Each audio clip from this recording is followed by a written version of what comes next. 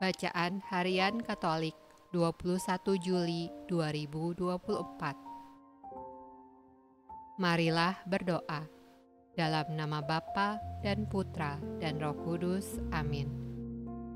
Allah yang berbelas kasih, sabdamu adalah terang dan pelita hidup kami. Utuslah Roh Kudusmu untuk membuka telinga, hati dan budi kami untuk mendengarkan dan memahami sabdamu. Doronglah kehendak dan tekad kami untuk mengamalkan sabdamu dalam hidup dan perutusan kami sehari-hari. Amin.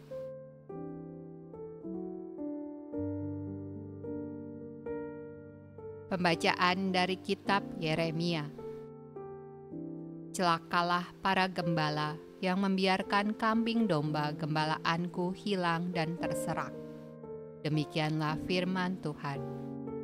Sebab itu beginilah firman Tuhan, Allah Israel, terhadap para gembala yang menggembalakan bangsaku. Kamu telah membiarkan kambing dombaku terserak dan tercerai-berai, dan kamu tidak menjaganya. Maka ketahuilah, aku akan membalaskan kepadamu perbuatan-perbuatanmu yang jahat. Demikianlah firman Tuhan. Dan aku sendiri akan mengumpulkan sisa-sisa kambing dombaku dari segala negeri kemana aku mencerai-beraikan mereka. Dan aku akan membawa mereka kembali ke padang mereka. Mereka akan berkembang biak dan bertambah banyak. Aku akan mengangkat atas mereka gembala-gembala yang akan menggembalakan mereka, sehingga mereka tidak takut lagi, tidak terkejut dan tidak hilang seekor pun. Demikianlah firman Tuhan. Sesungguhnya waktunya akan datang, demikianlah firman Tuhan, bahwa aku akan menumbuhkan tunas adil bagi Daud. Ia akan memerintah sebagai raja yang bijaksana dan akan melakukan keadilan dan kebenaran di negeri. Dalam zamannya, Yehuda akan dibebaskan, dan Israel akan hidup dengan tenteram. Dan inilah namanya yang diberikan orang kepadanya, Tuhan keadilan kita.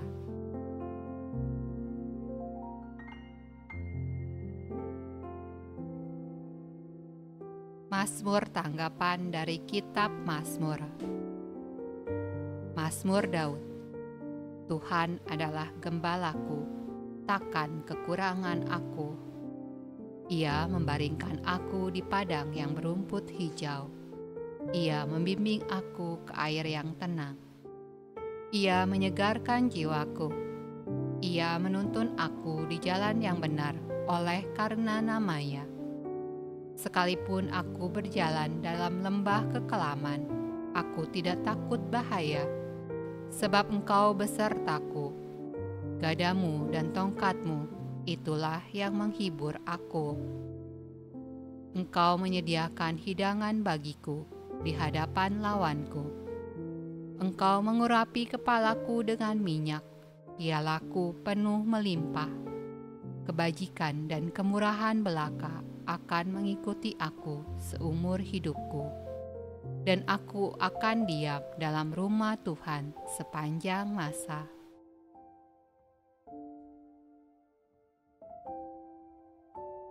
Pembacaan dari surat Paulus kepada jemaat di Efesus. Tetapi sekarang, di dalam Kristus Yesus, kamu yang dahulu jauh sudah menjadi dekat oleh darah Kristus. Karena Dialah damai sejahtera kita, yang telah mempersatukan kedua pihak dan yang telah merubuhkan tembok pemisah, yaitu perseteruan.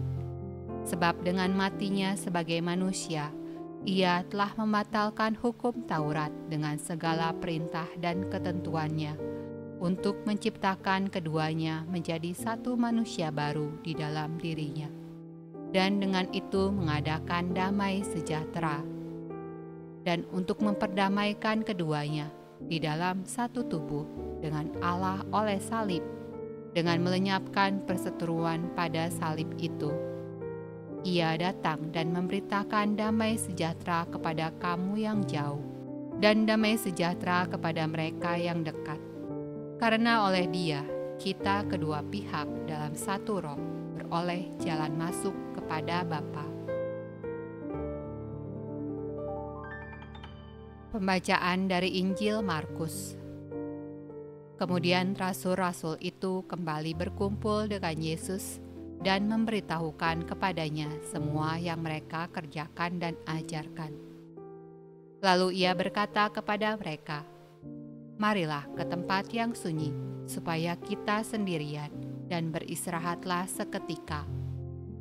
Sebab memang begitu banyaknya orang yang datang dan yang pergi, sehingga makan pun mereka tidak sempat. Maka berangkatlah mereka untuk mengasingkan diri dengan perahu ke tempat yang sunyi. Tetapi pada waktu mereka bertolak, banyak orang melihat mereka dan mengetahui tujuan mereka. Dengan mengambil jalan darat, segeralah datang orang dari semua kota ke tempat itu sehingga mendahului mereka. Ketika Yesus mendarat, ia melihat sejumlah besar orang banyak. Maka tergeraklah hatinya oleh belas kasihan kepada mereka, karena mereka seperti domba yang tidak mempunyai gembala. Lalu mulailah ia mengajarkan banyak hal kepada mereka.